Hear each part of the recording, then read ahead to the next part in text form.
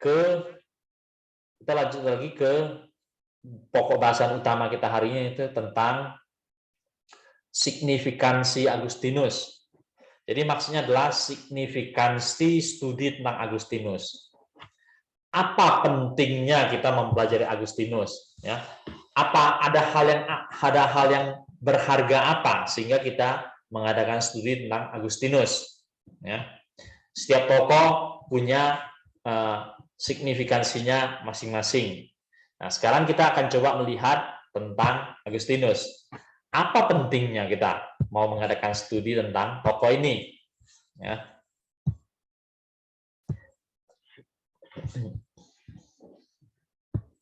Signifikansi studi Agustinus atau signifikansi mengadakan studi tentang Agustinus. Ya. Di sini saya coba mengumpulkan, jadi paling tidak ada 7 hal ini menjadi pertimbangan penting. Ya. Kita coba akan lihat satu persatu. Yang pertama itu, Luther dan Calvin, ya, dua tokoh besar ini di kalangan Protestan banyak mengutip dari Agustinus. Jadi tokoh-tokoh besar dalam gereja Protestan banyak mengutip tentang Agustinus. Luther sendiri, dia itu masuk ke biara namanya Hermit. Ya.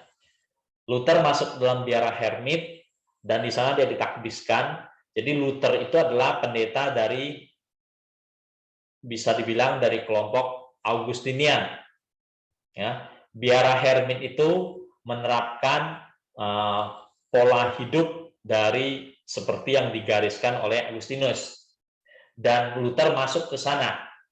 Ya, dia masuk ke sana menjadi bagian dari hamba Tuhan di sana, di biara itu. Dan biara itu betul-betul sebuah biara yang mengembangkan gaya hidup dari rohaniwan yang digariskan oleh Agustinus. Ya, itu sejarah hidup Luther. Dan Luther sendiri tentu dia banyak mengembangkan pemikiran juga dari Agustinus. Ya, jadi Luther itu paling sering menyebut, ya, kalau orang-orang yang membaca tulisan Luther, mereka sampai kesimpulan gini. Luther itu seringkali menyebut satu dari Alkitab tentunya. Selain dari Alkitab, yang kedua, Luther akan sering sebut adalah dari Agustinus. Ya. Jadi kutipan-kutipan Luther dalam tulisannya, yang paling besar tentu dari Alkitab sendiri. Setelah dari Alkitab, itu adalah dari Agustinus. Nah, itu kesimpulan tokoh-tokoh yang meneliti tentang Luther. Lalu Calvin, ya, kita coba lihat Calvin. Nah, Calvin saya kasih saudara sedikit data. Ya, kalau Luther itu tentang Alkitab dan Agustinus. Ya, sumber utama Luther itu dari Alkitab, lalu dari tulisan Agustinus. Nah, kalau Calvin, ada orang, ya, pernah menghitung, ya, dengan cara bagaimana? Mungkin dengan komputer zaman sekarang. Ya, dia ada orang pernah menghitung. Di dalam semua tulisan yang pernah dihasilkan oleh Calvin pernah 1.700 kali secara eksplisit mengutip langsung dari Agustinus. Ya, 1.700 kali dari semua tulisan yang pernah dihasilkan oleh Johannes Calvin. 1.700 kali dia mengutip secara eksplisit langsung dari Agustinus. Dan bukan itu saja, dia juga pernah mengutip 2.400 kali dari Agustinus dalam bentuk paraphrase. Jadi maksudnya dia ingat itu adalah pemikiran Agustinus, tapi oleh Calvin dia uraikan dengan kata-kata dan kalimatnya sendiri. Ya, ini yang dikatakan sebagai paraphrase. Jadi secara umum kita bisa bilang 2.400 kali ini adalah kutipan tidak langsung. Ya, pakai bahasa Calvin sendiri, pakai kalimat Calvin sendiri, pakai kata-kata Calvin sendiri, tapi idenya dari tulisan Agustinus. Ya. Sementara yang tadi ini 1.700 kali itu adalah betul-betul kutip apa adanya dari Agustinus, kata demi kata, kalimat demi kalimat, persis seperti itu. Cuma mungkin ya diterjemahkan, ya, dalam bahasa Perancis kah, atau bahasa Latin kah, ataupun bahasa Inggris. Ya. Seperti itu. Ini data mengenai Luther dan Calvin. Jadi Luther dan Calvin banyak mengutip Agustinus. Berikutnya lagi, signifikansi kita mempelajari Agustinus, yaitu pada seorang tokoh namanya Thomas Aquinas. Ya. Nah, orang-orang melihat Aquinas berhutang banyak pada Agustinus. Ya, pakai istilah gitu. Orang-orang menarik kesimpulannya. Aquinas berhutang banyak pada Agustinus. Aquinas tokoh yang besar, ya, baik Protestan maupun Katolik. Terutama lebih banyak orang Katolik yang menaruh Aquinas sangat tinggi. Ya. Walaupun orang Protestan juga banyak belajar dari Aquinas. Nah, Aquinas sendiri banyak belajar dari Agustinus. Jadi dari Luther, Calvin, dan Aquinas, di situ sebenarnya bisa kita tarik satu kesimpulan penting. Jadi Agustinus itu kepentingannya paling sering disebut terutama adalah di abad pertengahan. Orang-orang yang hidup di abad pertengahan nyaris tidak ada yang tidak membaca tulisan Agustinus. Ya. Maksudnya di sini adalah dari abad 4 sampai abad 12 atau abad 13. Ya. Abad 4 sampai abad 12 atau abad 13. Di abad-abad itu, namanya abad pertengahan, tokoh yang besar dan pengaruhnya besar itu adalah Agustinus. Dan itu paling nyata terlihat dari Luther, Calvin, Aquinas. Oke, sampai sini dulu. Kalau ada mau diskusikan, silakan.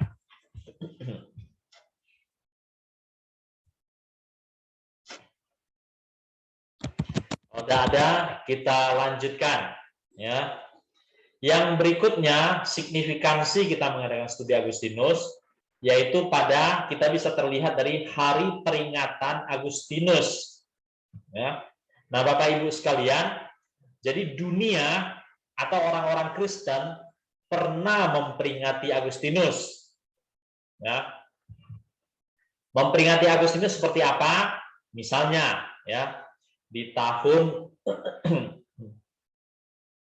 kelahirannya 19 tahun kematiannya ya 1954 1930 ya 1930. Jadi 1930 itu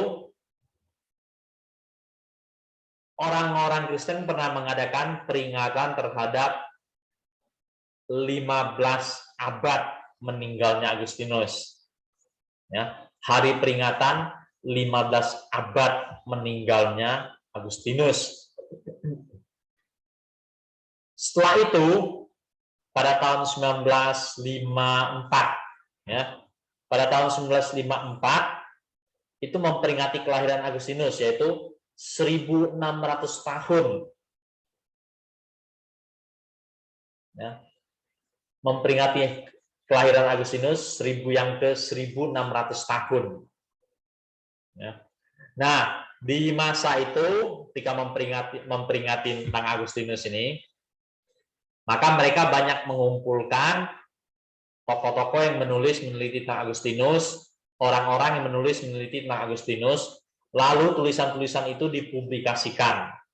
Ya, sebagian besar dalam bahasa Inggris, ya, tapi juga ada dalam bahasa-bahasa lain, ya, Jerman, Prancis, Spanyol, Portugis, dan lain-lain, gitu. Ya, jadi berkenaan dengan hari peringatan Agustinus tersebut, mereka menerbitkan tulisan-tulisan orang tentang Agustinus, termasuk juga ada menerbitkan ulang tulisan Agustinus. Dalam hal ini banyakkan adalah diterjemahkan ke dalam berbagai-bagai bahasa di dunia. Itu signifikansi yang ketiga. Nah, yang berikut kita coba lihat. Ada namanya Augustinianism. ya, Augustinianisme. Lalu ada semi Augustinianism, ya. Jadi Agustinusisme dan semi Agustinusisme, ya. Jadi ada orang-orang yang sangat menaruh perhatian besar pada pemikiran Agustinus sampai mereka mengidentifikasikan diri dengan isme tertentu, mengembangkan pemikiran Agustinus menjadi satu isme tertentu. Ya. Walaupun juga ada orang-orang tentu mengkritik hal ini, ya, apakah perlu gitu loh, ya. Sama halnya juga dengan Calvin, ada Calvinisme, ya. Nah, Agustinus juga ada Agustinuisme. Lalu belakangan hari ada lagi seorang tokoh namanya Herman Doyowet, ya. Nah, Herman Doyowet ini dia mengembangkan lagi lebih jauh, dia menyebut pakai istilah semi Agustinianisme, ya. Dia tidak pakai Agustinianisme, tapi semi, ya. Atau di situ sebenarnya dia mengadakan pembaharuan terhadap pembacaan orang terhadap Agustinus, ya. Seorang tokoh namanya Herman Doyowet. Ini juga cukup terkenal, ya. Mestinya Herman Doyowet ini juga kategorinya adalah teolog reform. Banyak tulisan orang ini, ya. Banyak tulisan orang ini. Herman Doyowet tidak tahu ya, mungkin orang-orang yang setelah Calvin dan Luther, ya, setelah reformasi, Herman Doyowet meninggalkan banyak sekali tulisan. Baik, kita maju lagi ke sini.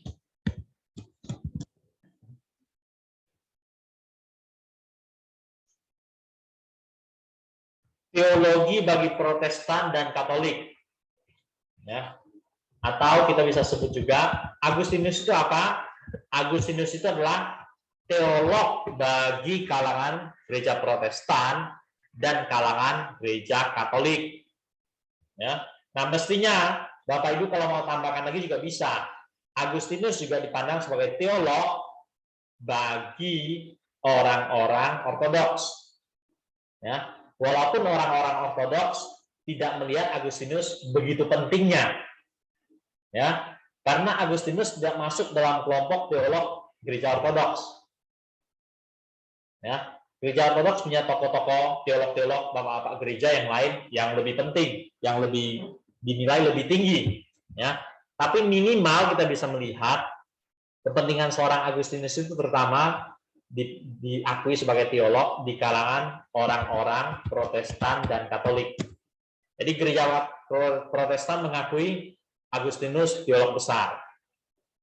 Pada hal yang sama, gereja Katolik pun mengatakan demikian. Agustinus itu seorang teolog yang besar. Jadi saudara jangan terkecoh, jangan saudara berpikir kalau gitu Agustinus ini apa? Agustinus itu teolog Protestan. Ya, kalau saudara sebut begitu, tidak benar. Ya, atau sebaliknya saudara sebut siapa Agustinus itu? Agustinus itu seorang tokoh Katolik, teolog Katolik, juga tidak benar. Ya, juga tidak begitu. Karena pada kenyataannya di dunia ini kalau kita pergi bertemu diskusi dengan orang-orang hamba Tuhan dari gereja Protestan, gereja Katolik, dan dua-duanya mereka mengakui. Jadi tidak ada di antara satu pun yang tidak mengakui bahwa Agustinus itu seorang teolog.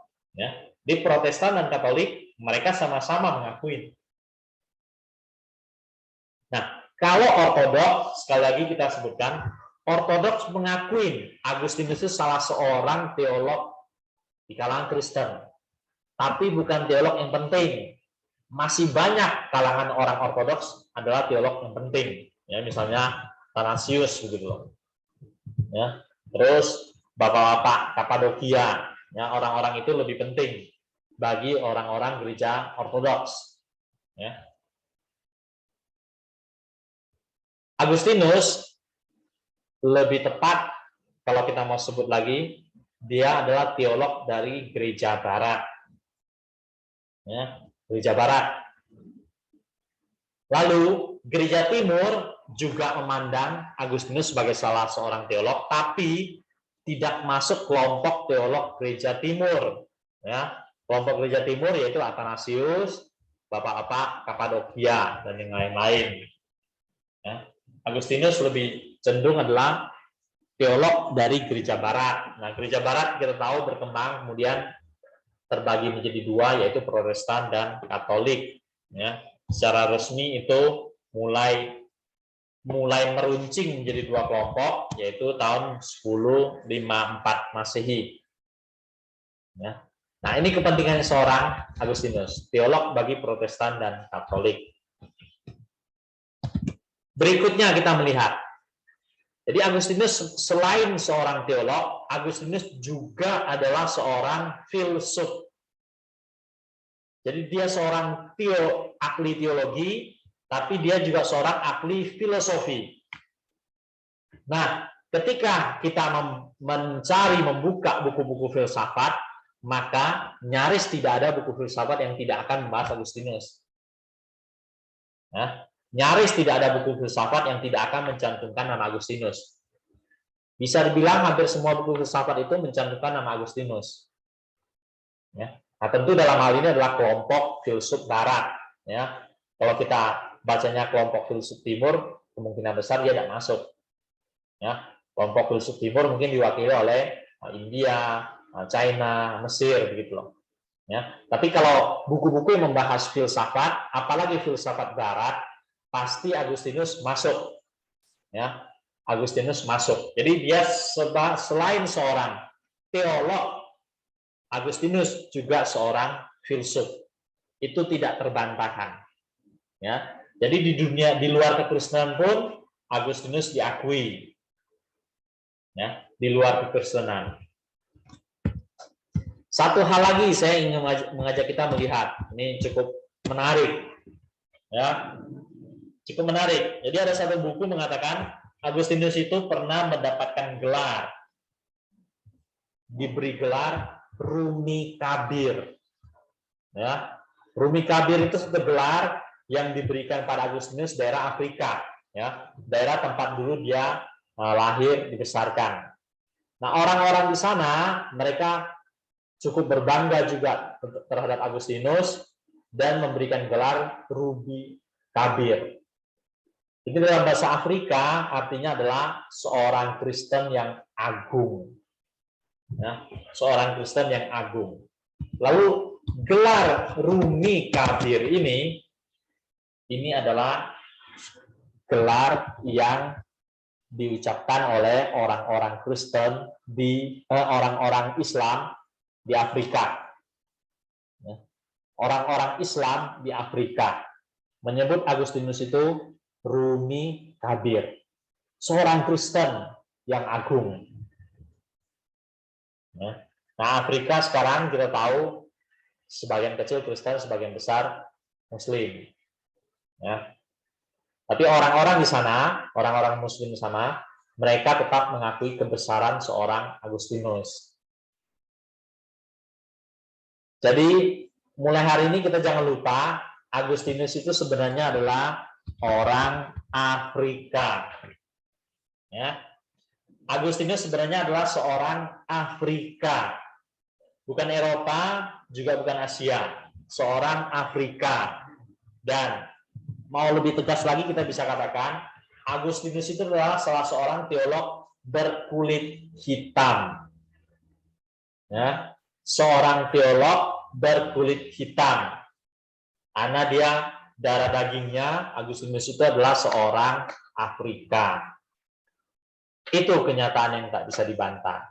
Ya, tidak banyak yang kita tahu ya tentang teologi Afrika atau teolog Afrika. Tapi minimal kita harus tahu Agustinus itu adalah seorang teolog yang darah dagingnya Afrika.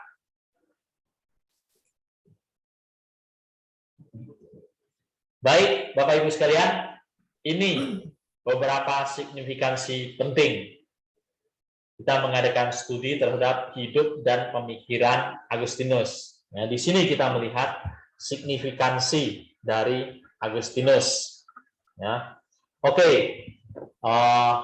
Silakan kalau ada hal-hal mau didiskusikan. Pak Hali, Pak, berarti itu ya Pak ya, berarti Pak ini teolog Timur yang menjadi Bapak Gereja atau tokoh di Barat Pak ya? Ya, bentar ya, saya tutup jendela, di sini hujan deras, suaranya tidak kedengaran.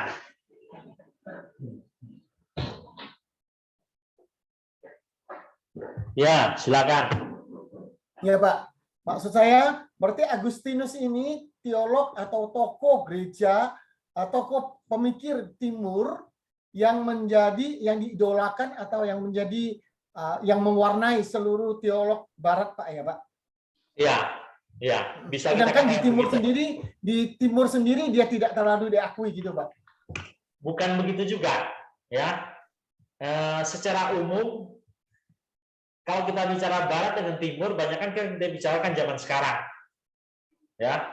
Kalau kita bicara dunia Barat, dunia Timur, sebenarnya kita bicara banyak zaman sekarang, ya. Nah, terus terang kalau zaman sekarang artinya zaman sekarang beginilah, zaman setelah Luther dan Calvin begitu loh, ya. Zaman setelah Luther dan Calvin, ya memang mau tidak mau kita harus mengakui tidak ada hal-hal yang cukup penting dari Timur berkenaan dengan pemikiran-pemikiran teologi, banyak kan adalah dari Barat, ya, dari Barat.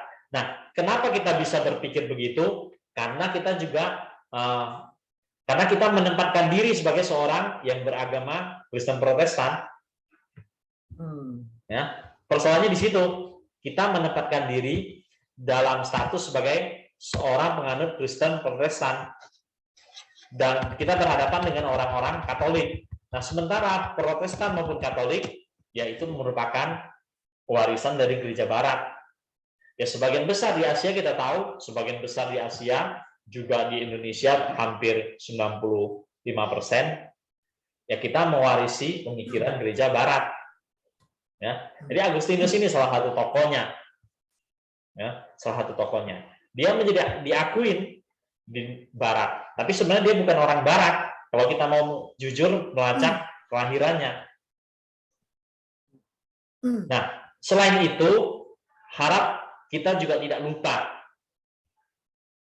sebenarnya masih banyak pemikiran bapak-bapak gereja lain yang sekualitas Agustinus, yang sekaliber Agustinus, ya. Masih banyak bapak-bapak gereja lain yang sekualitas Agustinus, sekaliber Agustinus. Bahkan dalam tanda petik saya bisa sebut, saya berani menyebutnya, masih banyak tokoh-tokoh lain, bapak-bapak gereja lain, yang mestinya sumbangsinya jauh lebih besar daripada Agustinus. Ya, salah satu yang kita bisa sebut di sini Athanasius. Ya, Athanasius. Cuma sayang sekali tidak banyak kita mendengar studi-studi tentang tokoh itu. Ya, tokoh itu yaitu Athanasius. Menurut saya itu orang yang besar, dan mungkin kita bisa tempatkan dia lebih besar dibanding Agustinus. Ya. Tapi memang ada sebagian penulis mengatakan begini, ya. Ada penulis mengatakan begini. Bukunya Runtut Pijar, ya, Runtut Pijar kan sudah terjemahkan bahasa Indonesia. Buku Runtut Pijar bukunya terjemahkan menjadi besar itu, cover ukurannya jadi besar loh, oleh BPK Gunung Mulia. Runtut Pijar, dalam Runtut Pijar, Tony Lane bilang begini, sesudah Rasul Paulus, maka teolog yang besar adalah Agustinus. Dia ngomong gitu, ya. Dia tulis betul-betul begitu. Sesudah Rasul Paulus, teolog yang besar adalah Agustinus. Artinya bagi dia, Paulus itu teolog. Setelah Paulus, kalau siapa yang mau dirujuk, Agustinus. Tapi mestinya kalau menurut saya, tidak segampang itu untuk melewatkan tokoh seperti Athanasius. Ya, tidak begitu mudah untuk melewatkan tokoh seperti Athanasius. Minimal saya ingin menempatkan Athanasius dengan Agustinus itu satu level. Ya, satu level. Jadi kedepannya, dalam perjalanan teologi Protestan kedepannya, saya rasa mungkin kita perlu juga mengadakan studi-studi terhadap Athanasius, tulisan Athanasius. Ya, orang ini punya kontribusi yang juga besar di dalam teologi. Nah, Athanasius dipandang sangat tinggi di kalangan gereja Timur. Ya, tapi terus terang orang Protestan juga menghargai dia. Ya, cuma masalahnya karena Protestan ini adalah warisan dari gereja Barat, jadi kadang-kadang kita agak melupakan Athanasius. Di zaman itu sebenarnya kita tidak perlu membedakan antara Athanasius maupun Agustinus. Ya, sama-sama tokoh yang memberikan sumbangsi besar dalam sejarah perkembangan kekristenan dan pemikiran kekristenan. Ya, dan tidak perlu kita langsung membaginya menjadi gereja Timur atau gereja Barat, gereja Protestan, Katolik ataupun Ortodoks. Tidak ada perlu seperti itu, karena zaman mereka tidak ada hal yang seperti itu. Ya, begitu tanggapan saya. Silakan Bapak Ibu sekalian.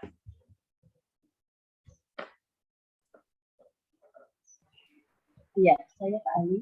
Iya. Saya sempat baca buku yang kuning ini Pak Ali, yang pengakuan-pengakuan ini. Ya. Iya, mengenai apa itu latar belakang Pak Agustinus ini. Di dalam pendahuluan itu tidak terlalu memang dia secara terus terang menyampaikan seperti apa Pak Agustinus ini latar belakang keluarganya. Ya. Yang ada malah di paragraf pertama itu mengisahkan bahwa tempat asalnya Pak Agustinus ini berisi para pendatang dari Tirus ya, orang-orang Fenisia. Itu kira-kira maksudnya apa ya Pak Ali? Apakah termasuk yang menilai Pak Agustinus ini bukan penduduk kalau dibilang hari ini kan kayak penduduk lokalnya daerah itu, ataukah bagaimana Pak Ali? Ya. Pandangan buku ini, ya. Ya. Sebentar ya. Iya. Jadi yang sudah diterjemahkan ke bahasa Indonesia, ya, bukunya kan seperti ini, ya, sudah diterjemahkan ke bahasa Indonesia. Beruntung kita sudah ada buku ini. Pengakuan-pengakuan diterjemahkan dalam bahasa Indonesia. Sudah lama, ya. Dan ini cetak ulang gitu loh, bersyukur, ya. Yang tadi saya katakan sayang itu adalah bukunya Posidus itu. Sayang tidak cetak ulang, ya, itu satu buku yang penting juga. Nah, kalau di sini kalau kita membaca tentang sejarah perjalanan hidup Agustinus, tidak akan terlalu jelas di sini. Tidak akan terlalu jelas. Maka mungkin sebagian kita bisa bingung. Tidak tahu kita alurnya kemana nanti. Dari mana pindah kemana, dari mana pindah kemana. Ya. Tapi kalau bukunya Posidus itu lebih jelas. Atau buku-buku lain zaman sekarang yang orang tulis tentang biografi Agustinus, hidup Agustinus. Nah, buku-buku seperti itu jelas. Kalau buku ini tidak jelas, karena buku ini dia punya keunikan sendiri. Nanti waktu di confession, di pertemuan yang bahas confession, kita akan bahas di sini. Seperti apa gini, ya? Tidak akan terlalu jelas di sini, ya. Tapi sekali lagi ini penting sekali, ya. Kenapa ini penting sekali? Karena ini nulis Agustinus sendiri. Buku ini penting sekali karena yang tulis Agustinus sendiri. Buku-buku lain kan sehebat apapun kan yang nulis orang lain. Ya, yang nulis orang lain.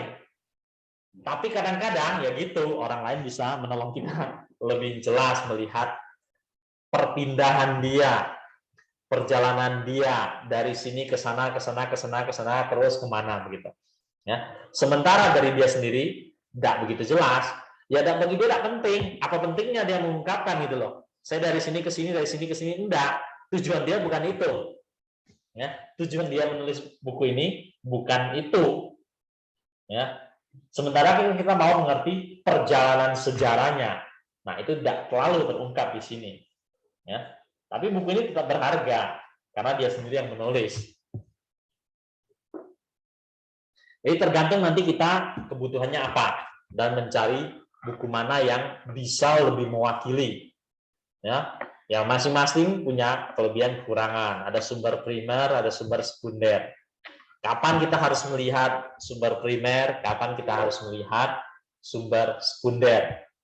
Ya, tentu pada umumnya tentu kita akan sampai pada kesimpulan sumber primer lebih penting. Ya, sumber sekunder ya kurang penting, secara umum sih begitu.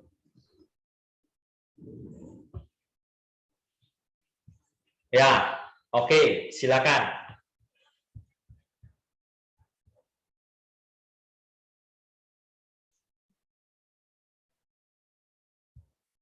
Silakan Bapak Ibu sekalian, kalau ada lagi.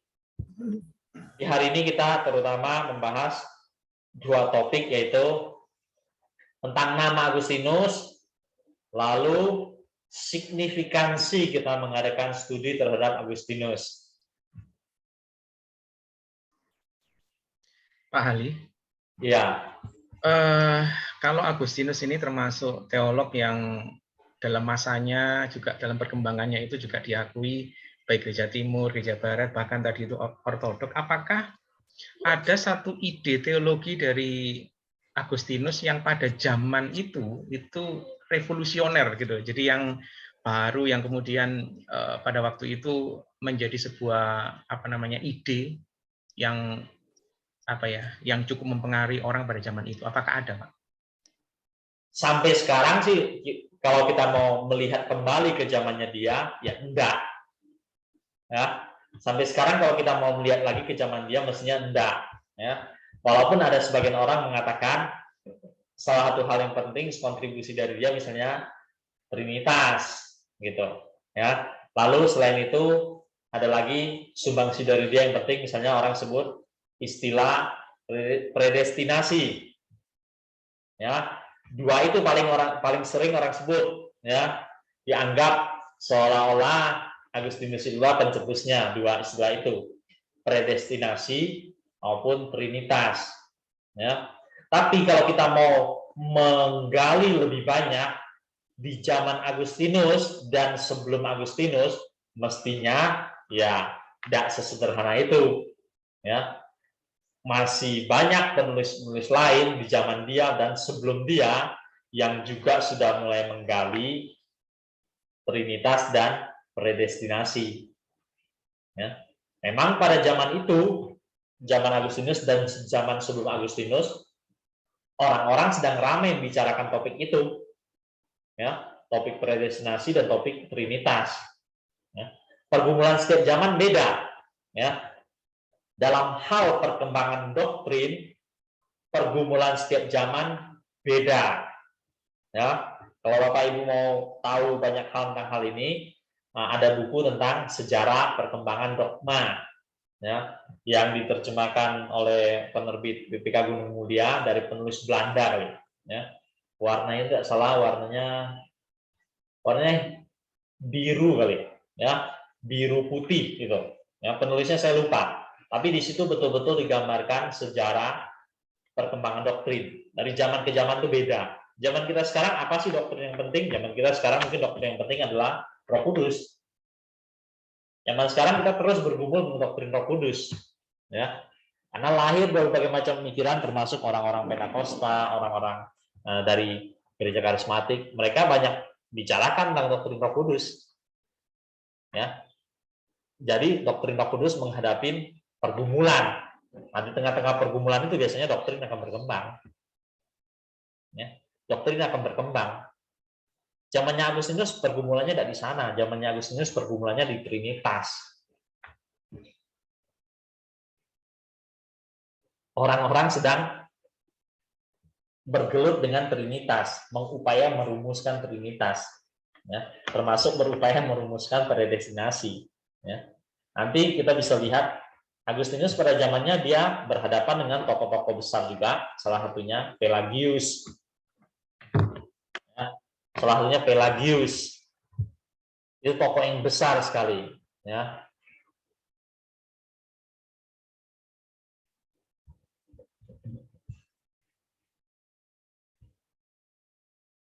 Oke, silakan kalau ada yang lain, tanggapan, masukan, pertanyaan, atau apapun.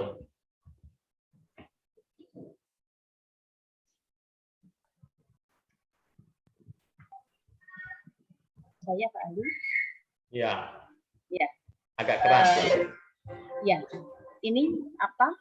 Buku yang kuning ini kan diterbitkan oleh dua penerbit ya Pak, penerbit Katolik dan penerbit Kristen.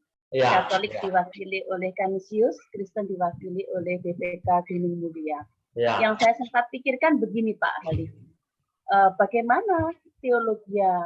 Berarti kan ini teman-teman kita Katolik di zaman ini, khususnya di Indonesia gitu ya, itu kan sangat bisa memahami bersama-sama seperti tadi dikatakan ini adalah bapak atau teolog bagi Protestan dan Katolik, begitu ya.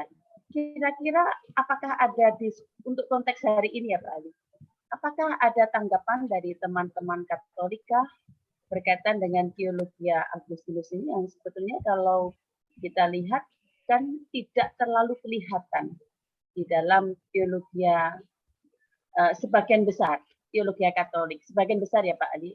Yang saya tahu juga ada beberapa kelompok dalam Katolik itu yang masih kelihatan ya ini nilai-nilai dari teolog atau teolog ini yang dibawa dalam kehidupan gereja. Ya. Ya. Ini mudah-mudahan susah, ya, mudah-mudahan susah. Di satu pihak, studi tentang Agustinus yang secara ilmiah banyak dikembangkan oleh orang Katolik. Ya, studi tentang Agustinus secara ilmiah, pemikiran Agustinus secara ilmiah itu banyak dikembangkan oleh orang Katolik. Tetapi secara doktrinal orang Protestan sangat menjunjung tinggi Agustinus. Ya, mungkin karena faktor inilah maka kita bisa melihat kalau begitu jangan-jangan pengaruh Agustinus terhadap Protestan lebih besar dibanding pengaruh Agustinus pada Katolik. Ya, jangan-jangan itu hanya adalah pemikiran sebagian orang begitu. Lalu faktor lain lagi yang kita perlu pertimbangkan adalah di kalangan orang Katolik selain Agustinus, jangan lupa lagi ada seorang tokoh namanya Thomas Aquinas. Ya, itu menjadi yang penting. Jadi selain Agustinus ada lagi Thomas Aquinas. Kalau dua-dua itu mau disuruh pilih, ya jangan-jangan orang Katolik milihnya Thomas Aquinas. Ya, hal yang serupa kalau kita bicara kebalikkan pertanyaan ini pada orang Protestan. Gimana orang Protestan melihat? Ya. Agustinus penting bagi orang Protestan. Tapi kalau orang Protestan disuruh pilih, jangan-jangan orang Protestan tidak akan pilih Agustinus. Orang Protestan kemungkinan besar akan pilih Luther dan Calvin. Ya, jangan-jangan orang Protestan pasti akan milih Luther dan Calvin. Hal itu sama kondisinya di kalangan orang Katolik. Ya, ini mudah-mudahan susah. Tapi nanti terus kita pelajaran ini sampai dengan menjelang pelajaran terakhir sampai di warisan Agustinus itu. Nanti kita baru bisa lihat, ya, di mana kepentingannya Agustinus, ya, terutama dalam hal itu bagi orang Katolik, ya, pengaruhnya jauh lebih besar di dalam Katolik daripada di kalangan Protestan. Kalangan Protestan pada umumnya akan berhenti di kontribusinya dalam doktrin, itu, ya. Jadi kontribusi Agustinus itu apa? Dalam doktrin. Karena orang Protestan akan melihat ke situ, Trinitas, predestinasi. Nah, nanti di pelajaran yang pertemuan ke-13 itu, yang warisan Agustinus, nanti situ kita lihat, ya, apa warisannya, ya, tidak sesederhana sekedar doktrin itu, ya, ada hal lain yang lebih besar dari itu, ya, ada hal lebih besar dari warisan dia hanya dalam doktrin. Ya, masih ada yang lebih besar. Nanti kita akan lihat di situ. Jadi ini memang runyam, ya. Jadi tergantung kita melihat dari perspektif yang mana.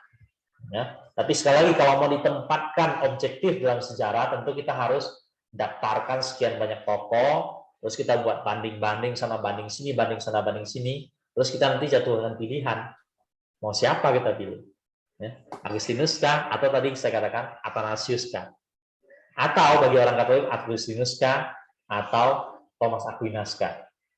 Lalu bagi orang Protestan, Luther kah, Calvin kah, atau Agustinus kah, ya, susah. Ya, kita harus tempatkan di dalam sejarah yang begitu luas.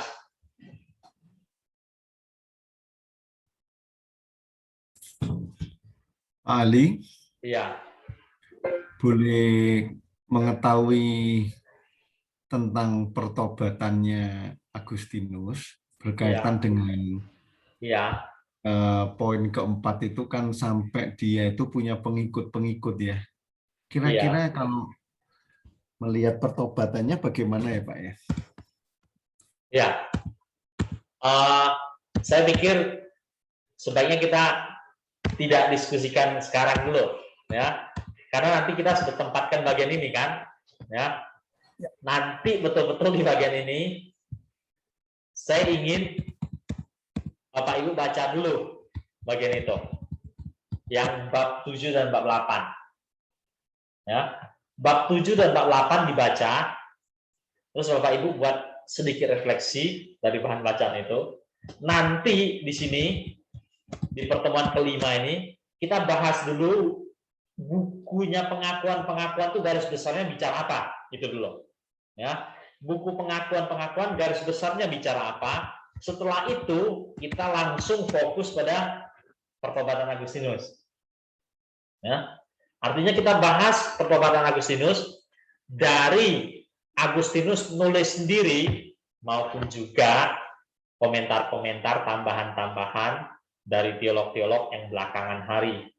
Ya, bagaimana mereka melihat seorang Agustinus itu bertobat. Ya, di situ nanti kita akan melihat di pertemuan kelima itu. Ya, jadi saya harap hari ini selesai pun kuliah ini, Bapak Ibu langsung bisa cari bahan yang itu, pengakuan-pengakuan. Ya, jadi di bacaan yang pertama itu langsung bisa dikerjakan. Ya, yang bab 7, bab 8. Ya, kalau buku bahasa Inggris dia sering pakai Confessions, book 7, book 8. Ya, pengakuan-pengakuan buku ke-7, buku ke-8. Mereka tidak sebut bab 7, bab 8. Ya, tapi buku ke-7, buku ke-8. Ya. Nah, itu langsung baca, nanti di situ langsung buat satu refleksi. Nanti kita sampai di pertemuan 5 itu kita akan tambahkan lagi dari tokoh-tokoh lain, orang-orang zaman sekarang. Bagaimana melihat seorang Agustinus? Bagaimana melihat dia bertobat? Apa sih yang dialaminya? Ya, gitu loh. Nah, pertobatan Agustinus salah satunya cukup banyak didiskusikan orang. Ya, sama halnya juga dengan pertobatan Martin Luther. Banyak dibicarakan orang. Ya, dipandang itu penting banget untuk pelajaran bagi orang-orang Kristen. Ya, seperti itu kira-kira diharapkan bertobat gitu. Ya, kira-kira seperti itu. Kita simpan dulu, ya. Kita tidak terlalu bahas hari ini. Kita simpan nanti sampai pertemuan yang kelima. Ali, itu Ya. buku pengakuan-pengakuan di bahan bacaan ini e-booknya ada atau harus dari buku manual itu? Gimana? Buku pengakuan-pengakuan e-booknya ada? Loh, buku pengakuan-pengakuan itu dulu saya pernah lihat e-booknya dalam bahasa Indonesia ada sebagian, ya. Tapi sekarang nggak tahu, ya. Tadi link yang saya kasih itu saya lupa. Apa Ibu coba buka link yang saya kasih itu dalam bahasa Indonesia atau bahasa Inggris, ya. Tentu kalau dalam bahasa Indonesia kalau link itu pasti dia adalah penyarian dari sini, ya, dari buku yang warna kuning ini. Jadi mungkin ada orang buat buku warna kuning ini dibuat sebagian menjadi e-book. Ya, kalau seperti itu ya kita beruntung gitu loh. Ya, walaupun biasanya sih kalau dibuat dalam e-book biasanya tidak lengkap semua halamannya, ya. Jarang yang halamannya lengkap semua gitu loh. Ya, jarang. Apalagi yang di Google ya, di Google Book itu biasanya adalah dia dikasihkan sebagian. Ya, tapi mudah-mudahan saya harap sih bab 7 bab 8 itu lengkap. Bab 11, 12, 13 lengkap. Seandainya tidak lengkap, mau tidak mau Bapak Ibu cari e-book yang bahasa Inggris. Kalau yang bahasa Inggris lengkap. Ya, bahasa Inggris itu banyak banget versinya. Baik pengakuan-pengakuan maupun kota Allah.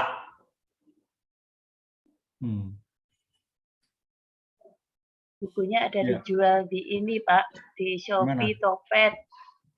Oh Shopee, Topet. Bukalapak ada, Pak. ya, ya. Oh, iya, Atau ada kalau ya? mau pergi, ya ada di Shopee, Topet ada.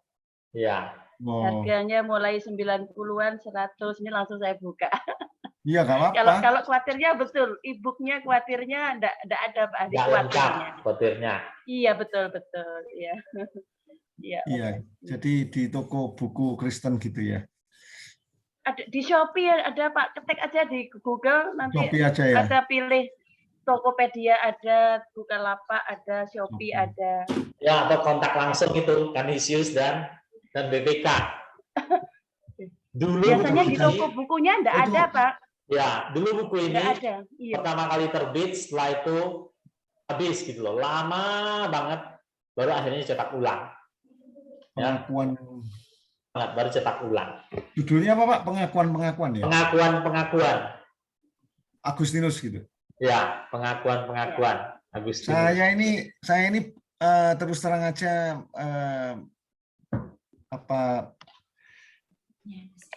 kesulitan buku-buku itu ya. Kalau bisa akses Mandarin bagus juga.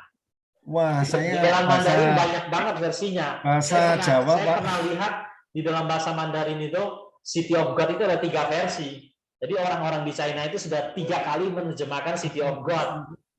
Walaupun mereka bukan orang Kristen. Yang menerjemahkannya bukan orang Kristen. Tapi mereka melihat begitu penting buku itu. Sampai diterjemahkan dalam bahasa Mandarin dengan 3 versi yang berbeda. Iya, oke. Baik, Pak. Nanti ya, terima kasih ya. Ya, jadi minimal kita bisa akses dalam bahasa Indonesia dan bahasa Inggris ya untuk Iya, pengakuan-pengakuan. Iya, iya. Kalau City of God belum ada bahasa Indonesianya, nah sayang. Iya, Pak. Ya Pak Ahli, nyambung dengan buku pengakuan-pengakuan tadi ya Pak Ahli. Ini kalau kita baca yang bab 7 ya, seperti Pak Ali tadi sampaikan, ini tulisan Augustinus ini kan dia menulis berbeda seperti kalau kita baca buku Institutionnya Calvin, itu ya. Ini kita kayak diajak untuk masuk ke dalam pikiran dan perasaan yang dia tuangkan di dalam tulisan itu. Memang unik ya Pak Ali ya, cara penulisannya. Iya. Jadi bukan seperti kayak apalagi makalah atau artikel yang dia tulis begitu, tidak, disuruh memahami ini loh pikiranku, perasaanku tuh begini. Jadi kita diminta kayak untuk apa pikirannya gitu. Gitu ya Pak Ali ya?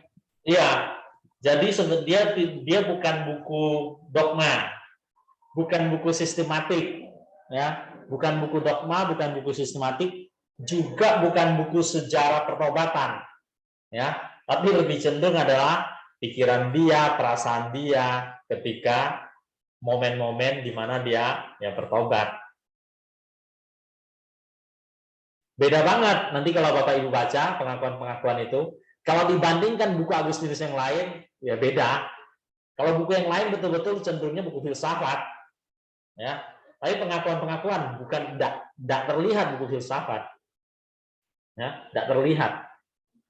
Kalau buku yang lain betul-betul kita bacanya nanti kita lihat betul-betul seperti buku filsafat. Ya, atau buku teologia yang benar-benar teologia gitu. Tapi kalau pengakuan-pengakuan enggak, ya. Dalam tanda petik kadang-kadang saya sebutnya bisa seperti Mazmur. Mazmur gitu loh. Ya, Mazmur mengungkapkan dirinya. Ya, pemazmur mengungkapkan dirinya. ada kesulitannya, ya. Buku-buku seperti itu tidak segampang itu juga kita pahami, ya. Di tengah kesederhanaannya ada kesulitannya, ya, keruwetannya. Di dunia ini buku seperti pengakuan-pengakuan itu cuma ada 3, ya. Nanti lain kali saya singgung, ya, cuma ada 3. Salah satunya Agustinus.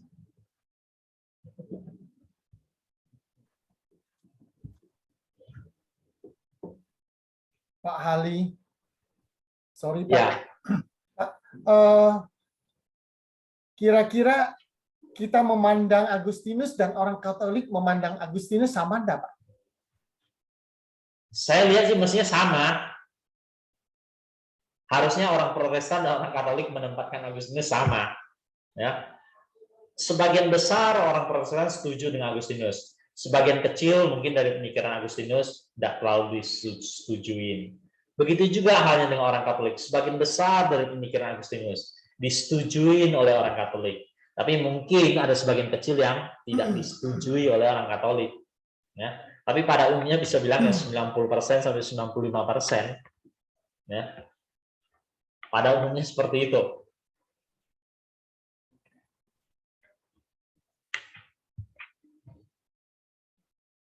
Sedikit sekali ya orang yang menulis tentang Agustinus lalu mengkritiknya secara negatif. Sedikit sekali. Tapi terus terang ada, ya. Artinya apa dari hal ini ya, kita Bapak Ibu Saudara juga tidak perlu terima Agustinus 100%, tidak perlu juga telan mentah-mentah mikir Agustinus 100%, tidak begitu juga. Ali. Iya. Tanya dulu ya supaya tidak terlalu jauh. Belajar teologi itu berkaitan dengan teolog-teolog ya. Berkaitan dengan apa? Teolog-teolog. Ya. Teolog-teolognya. Ya.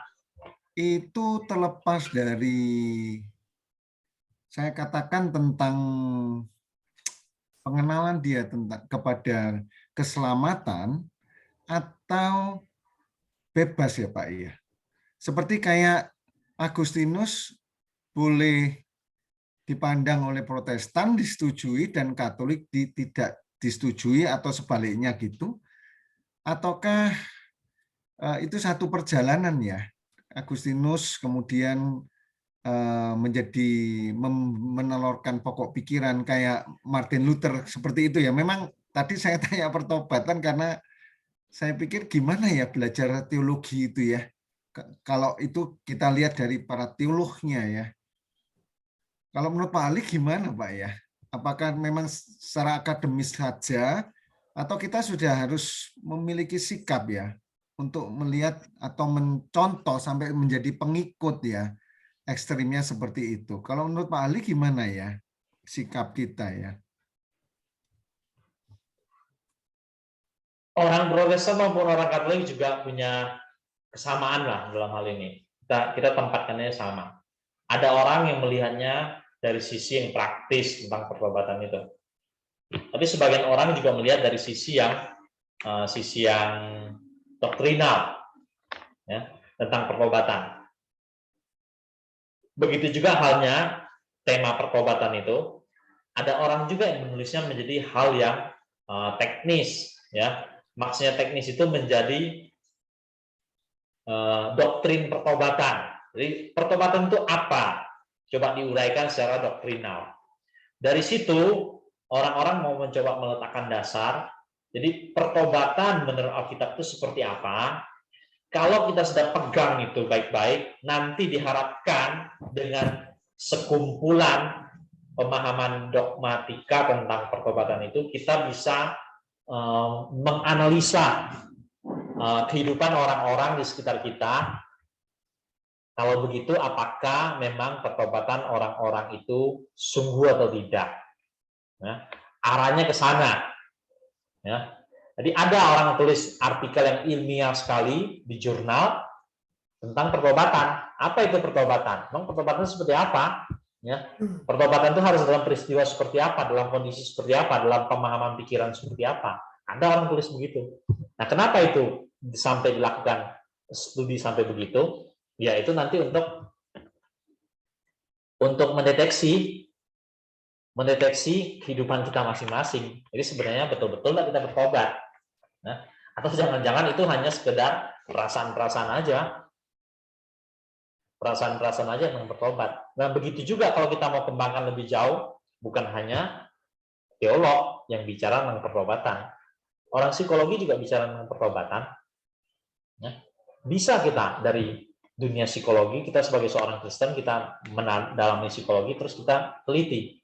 Sebenarnya apa sih pertobatan itu? Ketika orang-orang dikatakan bertobat, apa sih? Kita anggap misalnya kita kumpulkan 50 orang. Mereka mengaku mereka betul-betul bertobat, sungguh-sungguh bertobat.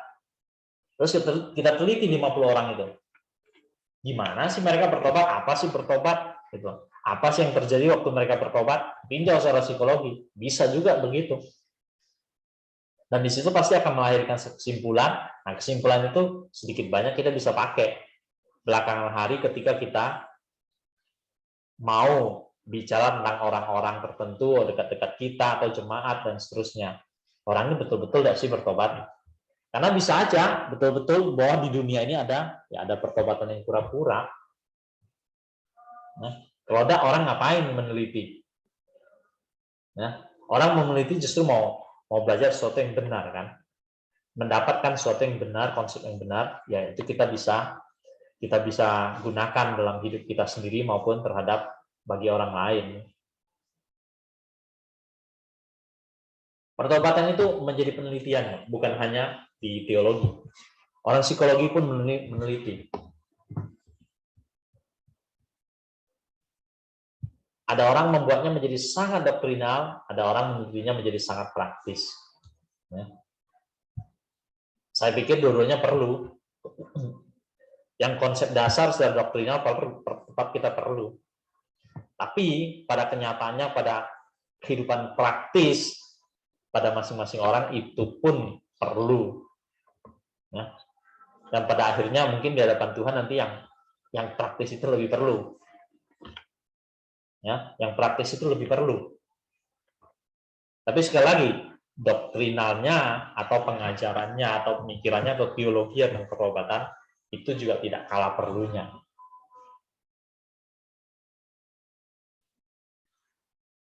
Mudah-mudahan susah gitu. Ya. Karena tema yang praktis kita buat menjadi akademis. Ya. Ruwetnya tuh di situ. Ada juga sebaliknya. Tema yang sangat akademis kita buat menjadi praktis. Di situ juga ada keruwetannya.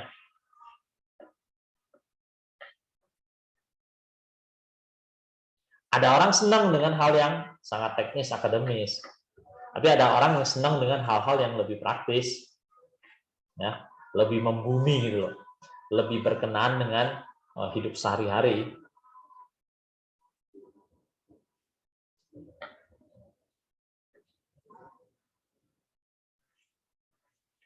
Susah, minat orang berbeda-beda.